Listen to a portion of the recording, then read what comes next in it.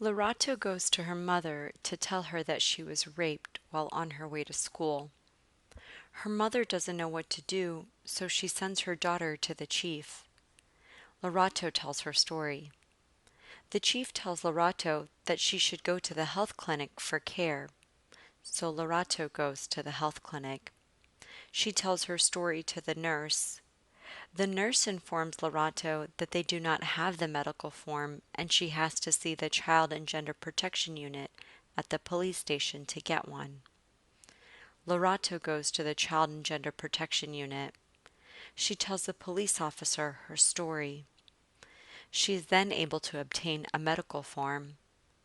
The Child and Gender Protection Unit police officer advises Lerato and tells her that after she gets the form filled out by the doctor that she can go to the court. Lerato goes back to the health clinic. This time she sees a doctor and has to tell her story again and show the completed medical form. The doctor uses a rape kit to complete the form, but the doctor has to tell Lerato that she does not qualify for HIV post-exposure prophylaxis or emergency contraception because she is past the 72 hours since the rape. Lerato is stressed and confused, but she takes the advice of the Child and Gender Protection Unit police officer and goes to the Women in Law in Southern Africa office. She tells a lawyer there her story. The lawyer tells Lerato that she needs to have a signature from the doctor before they can move forward with her case. Lerato is frustrated and goes back to the health clinic. The nurse tells her that the doctor won't be back until tomorrow morning. Lerato tells the nurse that she is worried because she has traveled a lot. The nurse suggests that Lerato go back to the Child and Gender Protection Unit for help. Lerato goes back to the Child and Gender Protection Unit. She finds that there is a new police officer, so she has to tell her story again. This trained police officer has heard of the Lapang Care Center and tells Lerato that they might be able to help her. Lerato travels to Maseru to go to the Lapang Care Center. There she is met by a social worker who listens to her story.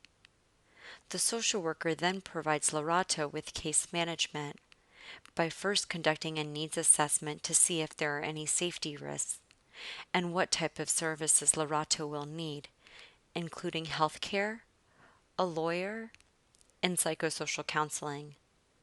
Then together, Lerato and the social worker create an implementation plan.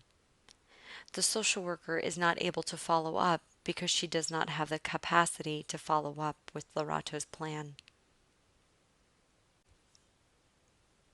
This is what happens to a gender-based violence survivor when there is not a clear referral pathway or case management system and a lack of coordination in services. Now let's tell Lerato's story from a different point of view.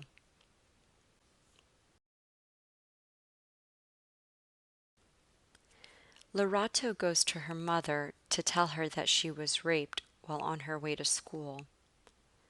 Her mother takes her to the health clinic. Lerato tells her story to the nurse, who takes Lerato through the medical process.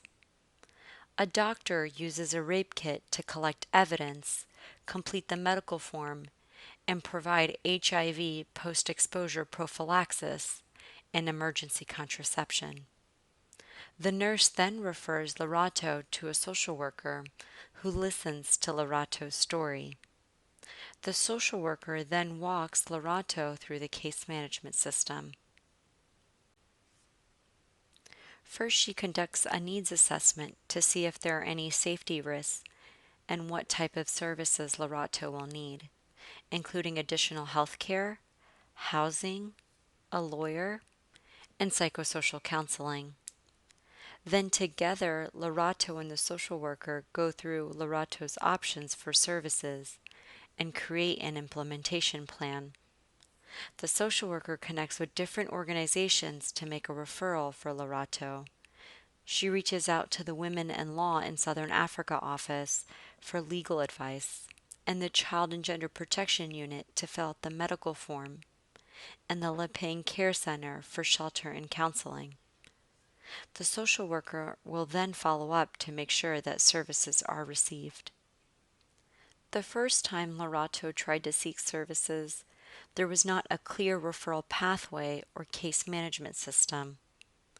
Lerato's story shows that there are pieces of the referral system in Lesotho, but there is no case management system in place, which is why she had to tell her story so many times and go to multiple places more than once.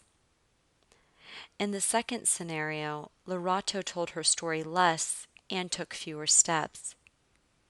This is why we need to establish a coordinated referral pathway and case management system in Lesotho that will meet the specific needs of survivors of sexual, physical, and psychological violence.